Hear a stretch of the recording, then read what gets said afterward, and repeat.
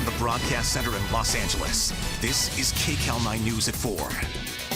A historic time here in California and across the country. LA healthcare workers are among the first to get the coronavirus vaccine.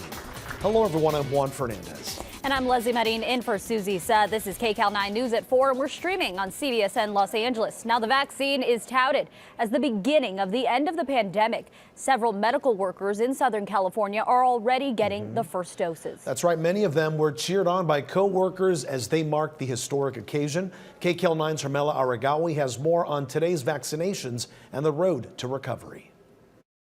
Kaiser was a part of the vaccine studies, and now healthcare workers here are one of the first in Los Angeles to get the vaccine, a major step in the ongoing fight in the pandemic. It is a day where we can lay claim to the fresh air of progress versus that stale air of normalcy. Kaiser ER nurse Kim Taylor is one of the first healthcare workers in Los Angeles to get the COVID-19 vaccine. She'll get a second follow-up shot in 21 days. I'm even more excited to be a part of California's history as one of the first recipients of the COVID-19 vaccine. It's a historic moment for California as the state received more than 33,000 doses of the Pfizer vaccine today. The governor says they went to 4 facilities across the state. Tomorrow, an additional 24 sites will receive shipments. It is foundational at this moment of optimism and hope that we're also mindful of this moment in the context of our individual effort to do what we can to advance the non-pharmaceutical interventions that have been so impactful in this fight against the pandemic. A total of more than 300,000 doses of Pfizer's vaccine are expected to be in the state this week, and there's more to come. Moderna is expected to follow up with more than 600,000 doses, the governor says, within a week or so. It will be a major step to getting the more than 2 million healthcare workers in the state vaccinated. This is a big day in that respect, and it's a day to celebrate. Providence's network of 11 hospitals in Southern California say they will be getting their first shipments of the Pfizer vaccine tomorrow. The governor and health experts say although this is a moment to celebrate, they urge everyone to continue to follow all the necessary precautions. Hermela Aragawi, KCAL 9 News. Well, the vaccine comes as the U.S. hits a grim milestone. It has now topped 300,000 deaths. Yeah, and that staggering toll comes while there is hope across the country as it launches the biggest mass vaccination effort in American history. Now, FedEx and UPS drivers were busy dropping off vaccines to hospitals and distribution centers. One by one, healthcare workers began receiving Pfizer's coronavirus vaccine that will keep them safe. I hope this marks the beginning to the end of a very painful time in our history. Today is truly an historic day. Vaccinations have been a tried and true public health measure for hundreds of years. But the development of a COVID-19 vaccine is nothing short of revolutionary. The vaccine is expected to be available for all Americans in the spring. Well, with the COVID vaccine now here in California, it begs the question, who is footing the bill to store it and distribute it? KCAL 9 investigator Christine Lazar takes a look. About 1/3 of all states reported last month that they are greatly or completely concerned about having sufficient COVID vaccine-related supplies, according to a study done by the Government Accountability Office. The federal government is providing the vaccine and the supplies to administer it, but individual states would need to cover the cost of medical workers and storage fees. Governor Newsom said today that the federal government must step in to help with the costs. In terms of the back-end logistics, the IT issues, the marketing issues, the broader issues of distribution, federal government is going to be critical in terms of providing support for the states and counties and local health officers. The CDC has sent about $300 million to support flu and COVID vaccine planning, but that's a drop in the bucket. In a letter to Congress from groups representing state and local health agencies, they requested more than $8 billion for COVID vaccine distribution. $3 billion of that would be for recruitment and training for healthcare workers, and more than $1 billion for storage. To put it in perspective, this is the largest mass vaccination campaign our country has ever tried to accomplish. Executive Director of USC's Center for Global Supply Chain Management says the biggest costs associated with the vaccine won't be the immunization itself. So we're going to have people that they're A, they're trained, B, where they're in the front line being protected. So they're going to need PPE equipment, which obviously there is a cost associated with there. But then also there's a supply chain side of this, which is honestly to how do we maintain the integrity of the temperature control. There will also be costs associated with the data needed to keep the vaccine campaign successful. So this is the type of situation where we need to know who is getting vaccinated with which vaccine, but also, are we hitting all the people in the population we need to right now? As for the cost to those who take the vaccine, the governor said today there should be no cost to those with or without insurance. Christine Lazar, KCAL 9 News. Well, California reported another day of near record high numbers for coronavirus, well over 33,000 new cases today. Here's a look at Southern California. LA County reported 48 additional deaths and more than 7,300 new cases. But those numbers were actually low due to a lag in test results from a major facility over the weekend. Orange County reported more than 3,200 new cases, but no new deaths. Riverside County, more than 1,300 new cases and 7 more deaths. San Bernardino County, more than 1,000 new cases and 18 deaths. And we're still waiting for Ventura County to report its daily numbers. County health officials continue to warn of the coronavirus surge today. The director of LA County Public Health says if not enough is done to stop the surge now, the impact on the healthcare system will be devastating. KCAL 9's Jasmine Veal joins us live with more. Hey, Jazz. Hi, so Dr. Barbara Ferrer says even though the vaccine arrived here today, it's going to be months until the county has enough doses available to immunize the millions of people who live and work in LA County. And that means we still need to take precautions. I mean, take a look at these numbers for current hospitalizations, now over 4,200. 21% of those are in the ICU and 14% are on ventilators. LA County health officials say the number of available ICU beds is now under 100 for the county at 95. And hospitals can't simply add more beds unless they have the staff to care for the patients in those beds. And that's the challenge. Some areas in the county are harder hit, like the eastern and northern regions of LA County. And health officials are now asking people who don't need emergency care to get help through an advice line or at urgent care centers, so as not to overwhelm the system even further.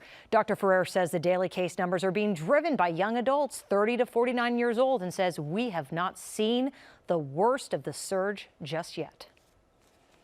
Our reality is frightening at the moment, with over 4,200 patients hospitalized with COVID-19 and almost half of our ICU beds occupied by COVID patients. By next weekend, there are likely to be over 5,000 patients hospitalized with COVID-19, and more than 50% of our ICU beds will be occupied by COVID-19 patients. Yeah, because we are just now experiencing the Thanksgiving surge. Dr. Ferrer says it usually takes 3 weeks from issuing the stay-at-home order to see the impact. So she's hoping if all goes well, we're going to see the end of the surge in the next 10 days. The Department of Health, by the way, is staffing 3 additional quarantine sites for the homeless and people who need a place to go. Now, you might be wondering, why isn't the county getting help from the military or requested assistance from the Mercy ship like we saw in May and July? Well, the county says they have requested help, but are still waiting to hear from the Department of Defense. As for the ship, it proved just too difficult to use when they had it here the last time. Juan? All right, Jasmine, thanks so much for that. And you can count on KCAL 9 News for continuing coverage of the coronavirus pandemic. Coming up a little later, California's legal action to protect employees from workplace exposure. Well, tonight, California's electors cast our state's 55 electoral college votes for President-elect Joe Biden, putting him over the 270 needed to win. He's getting ready to address the nation tonight in just hours after his win was certified. KCAL 9's Michael George has more. For Joseph R. Biden of Delaware, a Democrat, ayes 55, noes 0. With that, Electoral College votes for President-elect Joe Biden and Vice President-elect Kamala Harris officially passed the 270-vote threshold, affirming their election win. Electors cast their ballots Monday in state houses across the nation. I have 9 votes cast for Donald J. Trump as president. The electors have unanimously cast 16 votes for Joseph R. Biden. The president-elect will call for unity and healing when he addresses the nation tonight. In released excerpts, he says, "I will be a president for all Americans. I will work just as hard for those of you who didn't vote for me as I will for those who did." The president-elect spent the day here in Delaware, receiving the presidential daily intelligence briefing and meeting with his transition officials. President Trump is vowing to continue his fight against the election results. Trump campaign senior advisor Stephen Miller on Fox News Channel Monday. We have more than enough time to right the wrong of this fraudulent election result and certify Donald Trump as the winner of the election. Over the weekend, hundreds of the president's supporters gathered in Washington to denounce Biden's victory, and some of the demonstrations turned violent. A new CBS News poll finds 82% of Trump supporters do not consider Joe Biden's win legitimate. Yet overall, 62% of the nation's voters feel the election is over and settled. Michael George, KCAL 9 News. And President-elect Biden is scheduled to address the nation at 4:30. We will bring that to you live. Now to breaking news. Attorney General William Barr is resigning amid tensions with the president over his baseless claims of election fraud. President Trump has publicly expressed his anger about Barr's announcement that the Justice Department had found no widespread election fraud that would have changed the outcome of the election. Deputy Attorney General Jeff Rosen will become acting Attorney General. Well, we had some very windy weather today. In fact, it still feels windy out there. Look at that mini dust storm just outside North Hollywood High over at Colfax in Chandler. The campus is undergoing some major construction, and the wind really kicked up the plowed out dirt field, as you see right there. Now let's go ahead and check in with KCAL 9 meteorologist Amber Lee. Amber, I noticed that dust just picking up as I was driving into work. Yeah, so what's happening right now is that we're kind of in that transition phase. So we have a little bit more of the winds picking up, coming in from the northwest, and then we're going to start to see the winds flip back to more of an offshore fashion as we head into the overnight hours. Because of the winds, our temperature stayed below average today, 65 for downtown LA. Normally this time of year, we should be about 67. Here's a live look. You can see we haven't had rain for a while now, so it hasn't really cleaned off our camera lens. But downtown LA looking at a high currently of 63 degrees, and the winds are calm. Temperature wise, you could see we're still in the 60s with occasional upper 50s sprinkled in. 57 for Simi Valley, 58 for Beaumont, 64 for Fullerton, 63 for Long Beach, and then it is much chillier up in the high deserts because of those gusty winds. Lancaster right now 47 degrees. All around today, much cooler than yesterday. But I'll tell you about that warm-up headed our way. Back to you. All right, Amber, thanks so much. Still ahead here at 4, LA's city attorney targets an illegal underground nightclub in downtown LA. Plus, a deadly house fire is under investigation in El Sereno. Sky 9 was overhead when crews responded to a house fire in El Sereno just before 9 a.m. today. Now, this was on the 4000 block of East Klamath Place. Tragically here, one person was found dead inside. A second victim was pulled from that home, but their condition is not known at this time. The cause of the fire is under investigation. The Orange County DA's office has released the mugshot of a 22-year-old woman charged in a deadly crash in Newport Beach that left 3 young girls orphans. Grace Coleman is also charged with hit and run and driving with a blood alcohol level above 0.20. Coleman is accused of crashing her Range Rover into a Nissan carrying a family of 5. Now, the parents were killed in that crash. Their 3 daughters were injured in the December 8th crash. A judge revoked Coleman's bail. Her arraignment was delayed until December 22nd. Coleman was arrested in August for a previous DUI in Laguna Beach. She was charged with a misdemeanor. She now faces felonies and 34 years to life in prison if convicted. Today, LA City Attorney Mike Feuer filed a civil lawsuit against an underground nightclub for allegedly operating in violation of county and state public health orders. Packing people into an indoor space, an unlicensed nightclub, during the pandemic is the height of irresponsibility. Advertised on social media as a secret club, LA Party Society has been operating out of a storefront in downtown LA. Well, right now, nightclubs are banned from operating in LA County due to the COVID-19 case surge. The lawsuit seeks to declare the club a public nuisance and permanently shut it down. Today, California's Attorney General wants answers from Amazon. That's right. He's ordering the retail giant to respond to subpoenas about their COVID-19 protections for workers. KCAL 9's Rachel Kim has that story.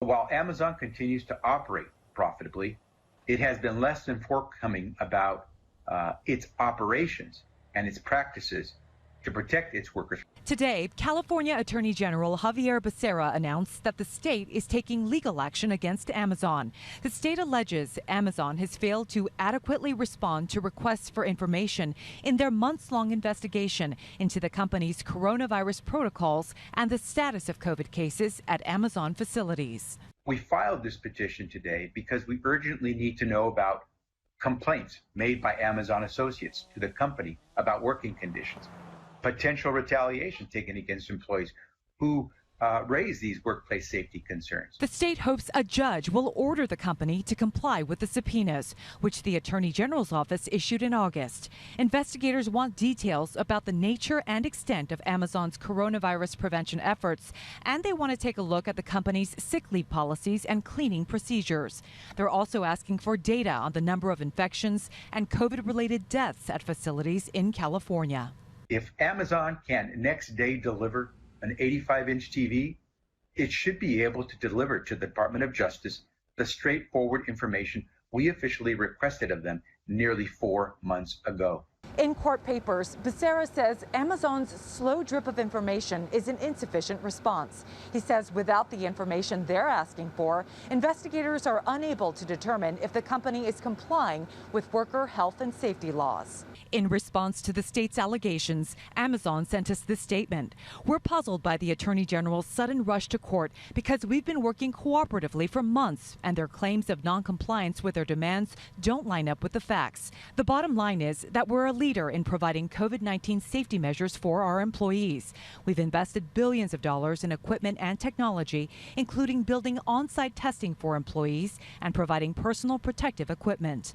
We encourage anyone to compare our speed and actions in this area to any other major employer. We don't have time to drag our feet.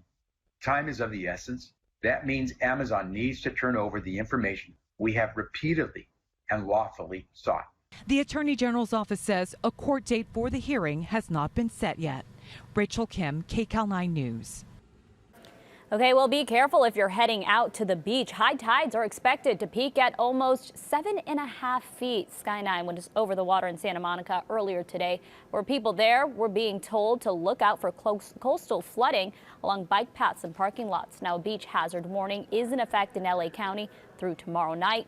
People are being encouraged and urged to just stay out of the water for now. Look at the ocean waters reaching right there to the lifeguard stand. Pretty scary, right?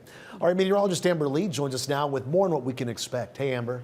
Tomorrow is the ground shipping deadline, with most major carriers to guarantee package delivery by Christmas. And more packages are being shipped this season than ever before. KCAL 9's Elise Preston tells us there are still options for you last-minute shoppers.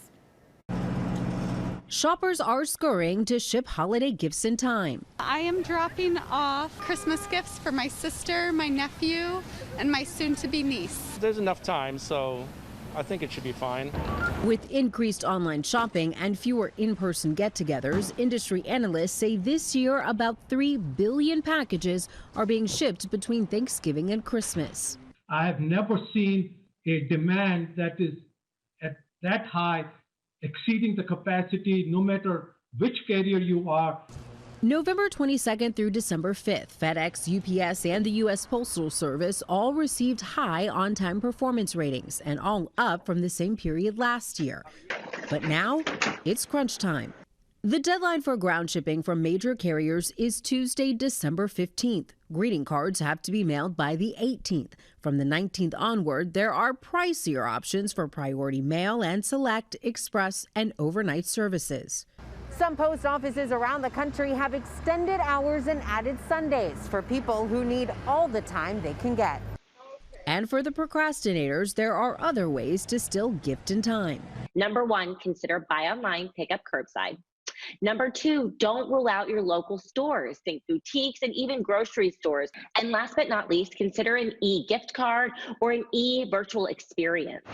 Experts say be prepared for possible inventory issues and shipping snags. And if your gift is late, remember, it's the thought that counts.